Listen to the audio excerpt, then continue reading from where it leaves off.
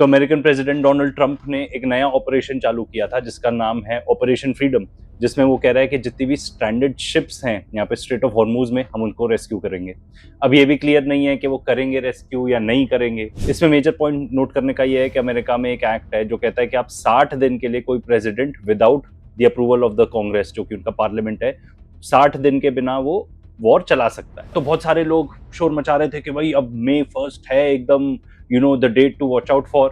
कुछ भी नहीं, लॉ एंड ऑर्डर तो देखो कुछ बचा नहीं है इस दुनिया में, एंड अमेरिका के अंदर तो बिल्कुल भी नहीं बचा। तो अब डोनाल्ड ट्रंप ने ये ट्रिक प्ले कर दी कि भाई वो जो पहले ऑपरेशन था एप्स्टीन फ्यूरी, ठीक है, वो वाला खत्म हो चुका है हमारा ऑपरेशन, एंड अब हम दूसरा प्रोजेक्ट फ्रीडम चालू कर रहे हैं, तो ये तो नया वॉर हो गया ना। तो होता ये है कि कुछ अमेरिकन शिप्स जाती हैं, प्रोबेबली डिस्ट्रॉयर्स, जो कुछ बेसिकली एस्कॉर्ट करने जाएंगी कुछ वेसल्स को जो वहां से निकलेंगी, प्रोबेबली फुजैरा पोर्ट से। तो उसके ऊपर ईरानियन मिसाइल्स फायर कर देती हैं। ये बताया जाता है कि वार्निंग शॉट्स फायर करें। उसके बाद ईरान की एक न्यूज़ एजेंसी ये रिपोर्ट करती है कि नहीं, वो जो एक्चुअली मिसाइल्स थी वो डिस्ट्रॉयर्स को हिट भी करी हैं। तो ये काफ़ी बड़ा एस्केलेशन हो गया, क्योंकि अमेरिकन वहाँ पे ब्लॉकेड भी करके बैठे थे इससे पहले। तो कहीं ना कहीं ये एस्केलेशन तो आनी थी। बस ये बात थी कि ब्लिंक कौन करेगा पहले, कौन पहले हार मान लेगा। तो अमेरिकन ने पहले हार मान ली। उन्हें लगा कि भाई ये स्ट्रेट ऑफ हॉर्मूज का क्लोजर हमसे रहा नहीं जा रहा, तो कुछ ना कुछ करके हमको ये स्ट्रेट खुलवाना पड़ेगा। तो अपनी शिप्स भेजते हैं एंड एज एक्सपेक्टेड ईरान उनको अटैक कर देता है। अब अमेरिकन कह रहे हैं कि नहीं नहीं, ऐसा कुछ भी नहीं हुआ, ठीक है, बट क्लियरली हमें पता है इन दो साइड्स में कौन सच्ची बात बोलता है, कौन झूठी बात बोलता है ज्यादातर। फिर साथ में अमेरिकन ये कहते हैं कि भाई हमने 6 जो फास्ट बोट्स हैं ईरान की उनको डुबो दिया है। तो ईरानियंस उसके ऊपर रिस्पॉन्ड करते हैं कि नहीं, ऐसा कुछ भी नहीं हुआ है। जो आपने डुबोए हैं वो बेसिकली 2 कार्गो शिप्स थी, सिविलियन कार्गो शिप्स, जिसमें 5 सिविलियन भी मारे गए हैं। अब around the same time UAE भी एक अलर्ट जारी करता है अपने रेजिडेंट्स को कि ड्रोन्स या मिसाइल्स लॉन्च हुई हैं टुवर्ड्स यूएई।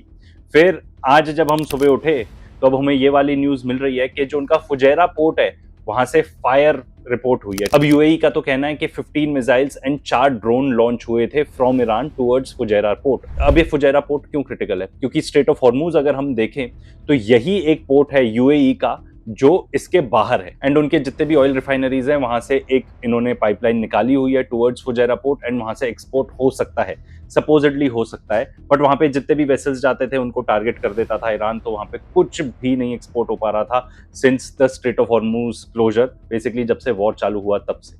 तो अब उन्होंने कहा हम यहां से एक्सपोर्ट करेंगे, वो पोर्ट को ही टारगेट कर दिया। ईरान की तरफ से स्टेटमेंट आई है कि जो यूएस एडवेंचरिज्म है स्ट्रेट ऑफ हॉर्मूज में, उसके वजह से ये बेसिकली हुआ। तो हुआ ये होगा कि यूएई ने ओपेक भी छोड़ दिया था, ठीक है, वो तो fully with in bed with the Zionist हैं, फुल उन्होंने चूज कर लिया अपने साइड्स के हम अमेरिकन साइड के साथ हैं इन दिस वॉर।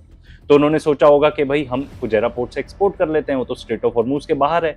तो ईरान ने बोला कि नहीं, आप नहीं कर सकते, ठीक है, एंड जो यूएस की शिप्स थी उनको भी अटैक किया, फुजैरा पोर्ट को भी अटैक कर दिया। This is what I believe happened. अब देखो रिपोर्ट किया जा रहा है 15 मिसाइल्स 5 ड्रोन्स एंड कि हमने सब इंटरसेप्ट कर ली। ये तो यूएई का प्रोपेगेंडा रहा ही है। एंड भाई अब सब इंटरसेप्ट कर ली तो फिर वहां से धुआं क्यों उड़ रहा था? तो बेसिकली अब आप ये कंक्लूड कर लो कि फुजैरा पोर्ट से ये लोग कुछ एक्सपोर्ट नहीं कर पाएंगे। तो अब सवाल तो ये उठता है, क्या ये फ्लैश पॉइंट है जिसके वजह से वॉर फिर से चालू हो जाता है? ये हमको देखना पड़ेगा। बट एक मेजर चीज इससे अब ये हो गई है कि ईरान ने बोल दिया है कि जो हमारा मैरीटाइम कंट्रोल है, बेसिकली पहले वो स्ट्रेट ऑफ हॉर्मूज को ब्लॉक कर दिया था उन्होंने, ठीक है, कि हमारे परमिशन के बिना कोई भी नहीं जाएगा। फिर उन्होंने जो Omani side of Strait of Hormuz था उस पे माइंस बिछा दिए कि अगर आप यहां से जाओगे तो आपकी शिप तो वैसे ही नहीं क्रॉस कर पाएगी क्योंकि हमने माइन कर दिया। तो अब इन्होंने फुजैरा पोर्ट को यूज करने की कोशिश की एक्सपोर्ट करने के लिए। तो ईरान ने बोल दिया कि अब जो हमारा मैरीटाइम कंट्रोल है वो up to south of Fujairah है। इसका मतलब आप फुजैरा से भी कुछ नहीं ले जा सकते। अगर आप कुछ ले जाने की कोशिश करोगे तो हम उन वेसल्स को, उन शिप्स को भी अटैक कर देंगे।